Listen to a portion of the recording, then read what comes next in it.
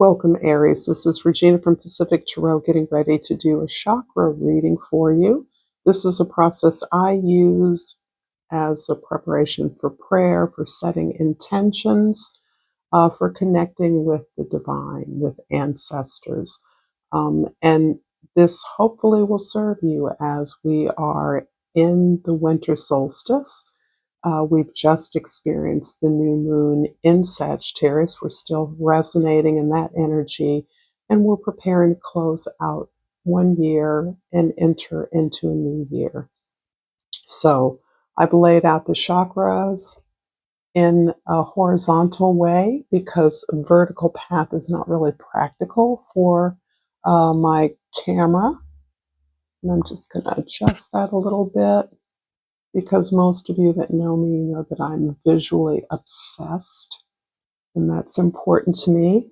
Here we go. So I'm going to get started with tarot cards. I'm not using any oracles for this reading. In the first chakra, which is the root chakra, this is where we are grounded in the physical earth and practical maneuvers to survive and to hopefully thrive. This is our physical body, our energy, our motivation.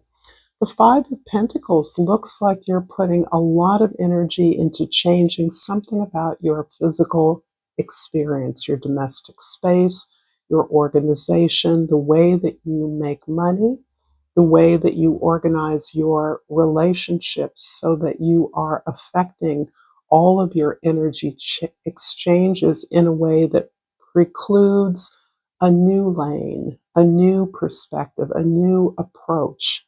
This feels as though you are releasing the way in which you were conditioned to understand how energy flows, how money can come to you, how you can experience greater stability and security in what is shaping up to be a very chaotic, uncertain world. So this feels like you are instituting change. You're not satisfied with the systems or the way that you've done things before. In fact, you may have actually started a new project. You perhaps have moved into a new professional arena or a new employment arena that you would never have imagined. Perhaps it didn't exist until recently. So this is one in which you're throwing yourself into that energy. This is now your work, and you're applying the same principles that you would to any job, but you are aware that this is something that is growing according to not your predetermined destination or end goal, but according to a new arena, one that encourages and utilizes resources in the community in a new way. In the second chakra, this is your sacral chakra, where you experience the world sensually through the bodily senses, where for those of you that are creative, you experience the flow of images, energies, sounds, sights. So this is particularly rich for those of you that are creatives. This also manages your ability to find pleasure in the world. And the King of Cups indicates a great deal of maturity. And this can be, for some of you, a great change or a kind of expansion. This is owning your vulnerability. For many of you, particularly those of you that are creative, highly sensitive, you are owning that vulnerability as a strength. You're recognizing that your sensitivity, something you may have shielded yourself from in the past or hidden from others, is actually the source of your creative expression. This is what gives rise to your greatest expressive gifts towards your greatest pleasure in the world. So this can be from writing an opera,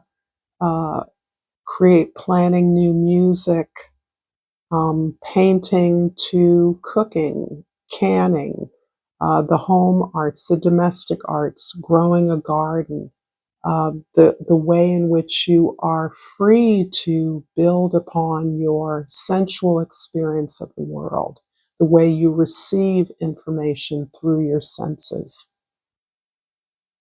In the third chakra, this is the solar plexus chakra. This is where we assert ourselves in the world, where we have confidence, where we often fear judgment, and in some cases judge in advance of that. So this is about your ability to stand up for yourself, speak up for yourself. And the Six of Wands here indicates an incredible amount of confidence here. This shows me that you are doing something that is an articulation of your own ideas and your own voice. So this is victory in starting something new, moving into a new realm of achievement or accomplishment, reconfiguring the community or team with which you work in a way where you have found a place to contribute, and you do your part in such a way that you are recognized and acknowledged, particularly by those you work with, but that you're also successful in getting your message, your voice, your ideas out there as part of a team. This is not a solo act here.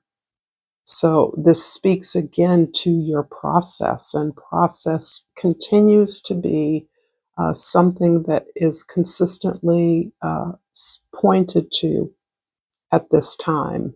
The way that you organize, the way you do your work is part of the inspiration that you provide to others.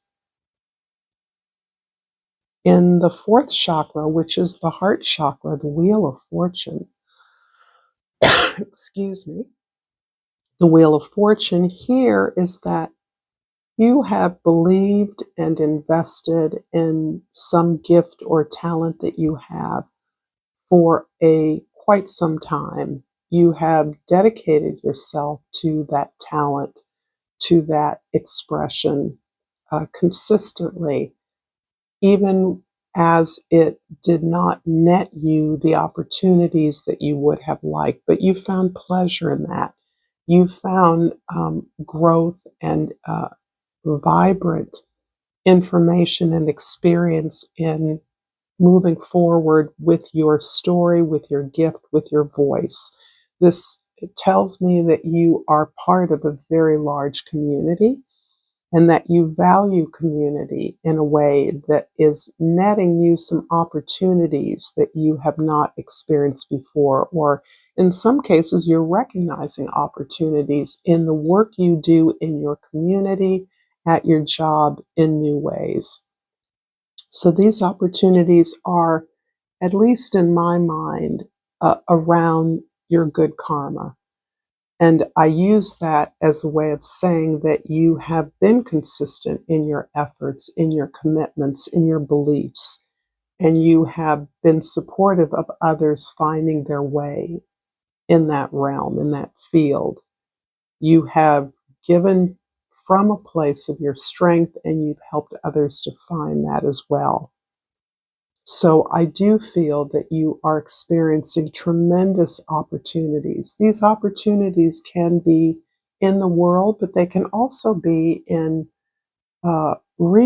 restating, reclaiming your desires in a way that you may have consciously long abandoned or taken for granted.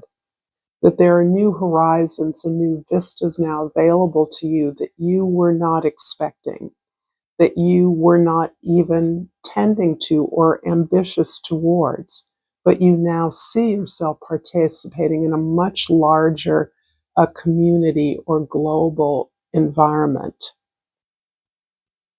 In the throat chakra, the Page of Pentacles, the throat chakra being your ability to articulate your truth, stand up for yourself, tell your story in terms of the larger story or version of who you are. There's standing up for yourself as part of the solar plexus chakra that is almost as much about defending yourself. Whereas in the throat chakra, this is how you are telling your own story, speaking your truth, always reaching for that truth and being shaped by that as you shape it. So the Page of Pentacles again talks to me about your process and this idea that the story you tell has an eternal quality that impacts you as you envision who you are and your identity, your authority, your authenticity, that again shapes that sense of self, that sense of what your story is. And it's a cyclical process where you are shaped by it as you shape it. So this is telling me that many of you are specifically storytellers and are endeavoring through this shift in the kind of work you're doing or the kind of project you're working on, understanding how you have met your story and how you are endeavoring to reshape that. So the stories you tell to yourself, the way you talk to yourself about your experiences is something you're learning is impacting on the stories that you tell others, the information you give others. And this is a really actually rather revelation for many of you. This is a spiritual portal that you're experiencing and contemplating as you engage in this new, very practical, realistic work, bringing something concrete to others, delivering on resources, ideas, or information to others. In the sixth chakra, this is the third eye, and here's one of your cards.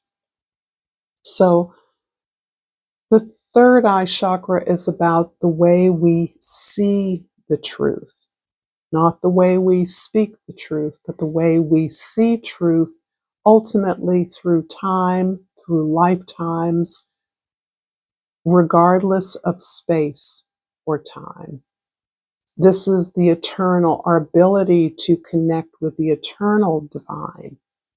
And here it feels as though you are releasing a lot. And it feels as though the effort that you are moving through this new path, this new opportunity you're experiencing is the result of a phenomenal release of an old story. And what is important about that release is you are literally refashioning relationships with perhaps those who have passed. You are reshaping relationships with those who remain valuable resources in your life.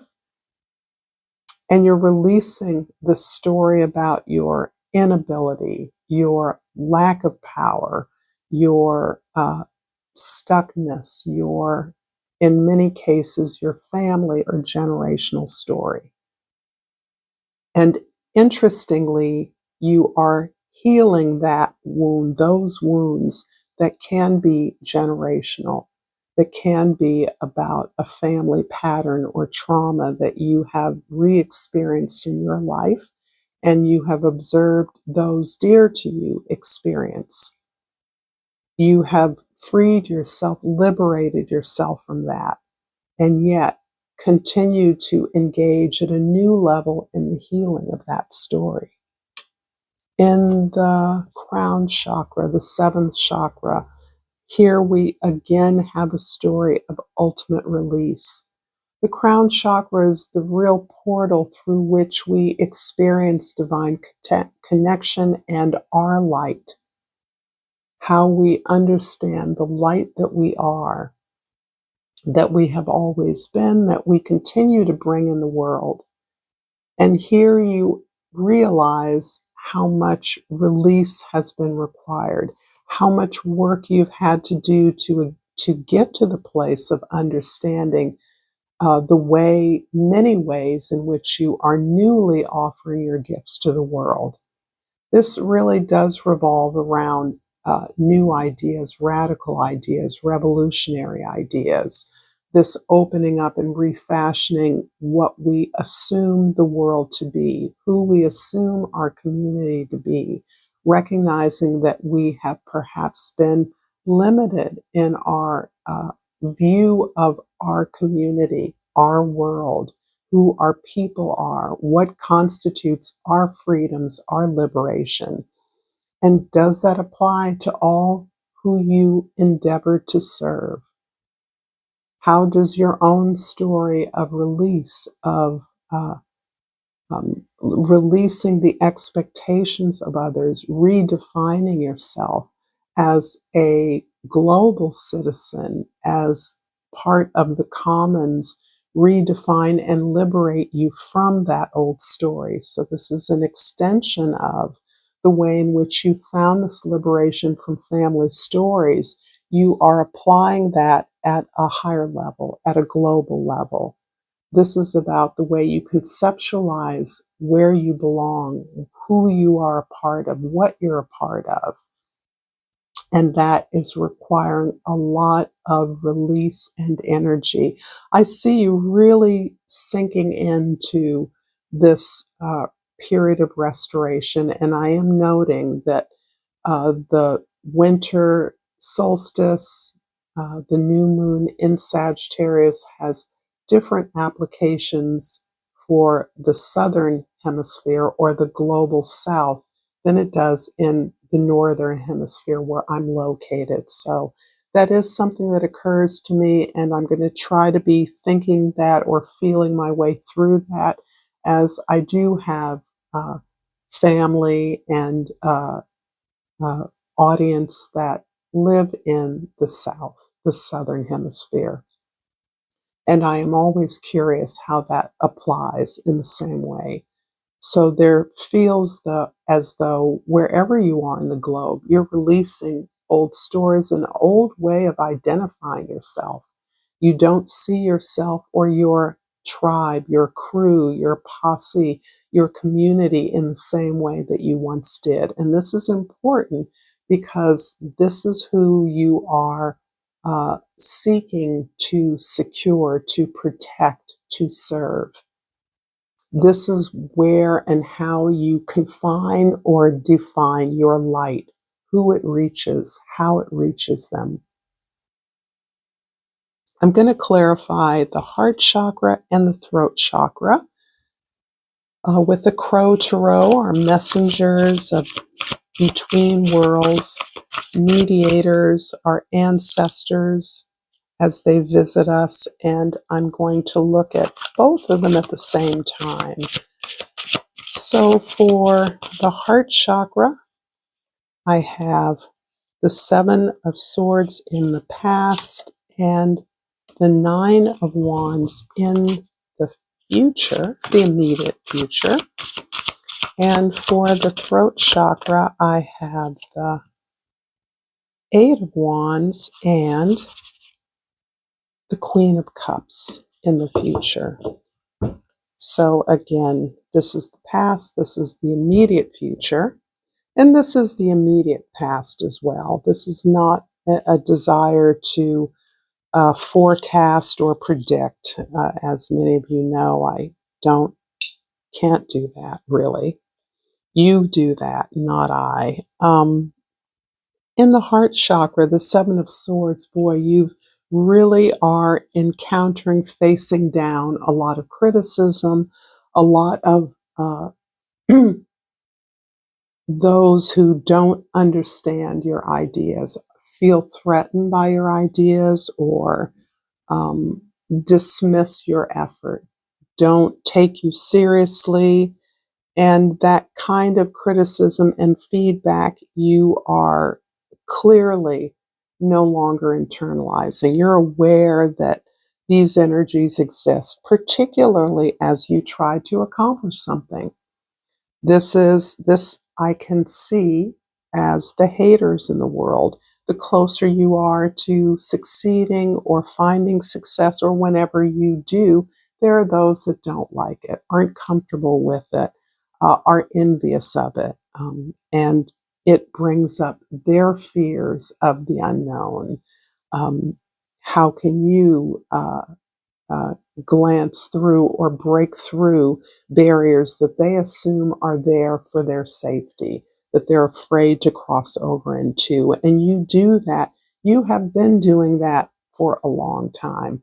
This feels very much like your independent desire to build something, to commit to something, no matter what the challenges have been.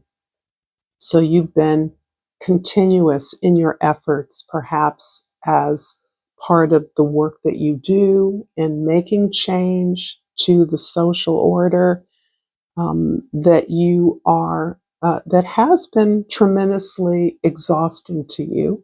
You have been wounded by, and this can be relevant to your family or your employment, where you have been looking to establish your independence, but through improvement to the mechanism that you do that through. So this is how you improve your job, your community, how you build better relationships with family, as an example. But your independence is your determination. Any setback only makes you more focused on success. And you too are aware that success is close. You can feel it. And here you are accepting new opportunities, new connections. The more information you put out, the more connections you make.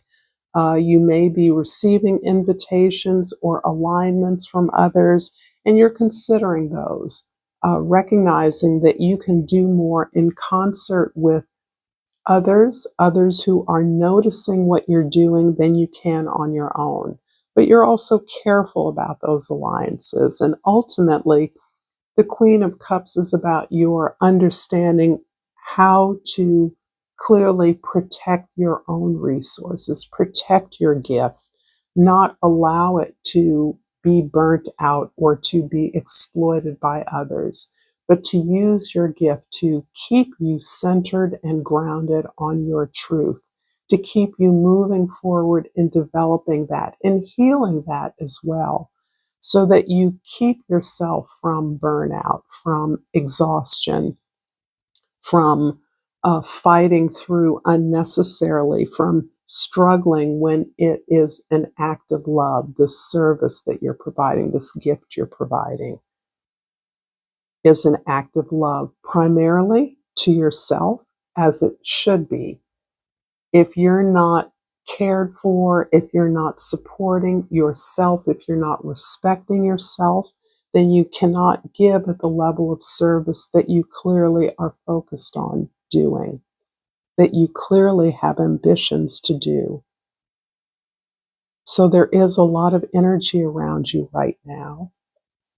I'm going to finish this reading. I'm going to thank you for your likes and your subscribes and all the ways that you support me. I appreciate them. I'm wishing you all the best for this holiday. And until next time, namaste.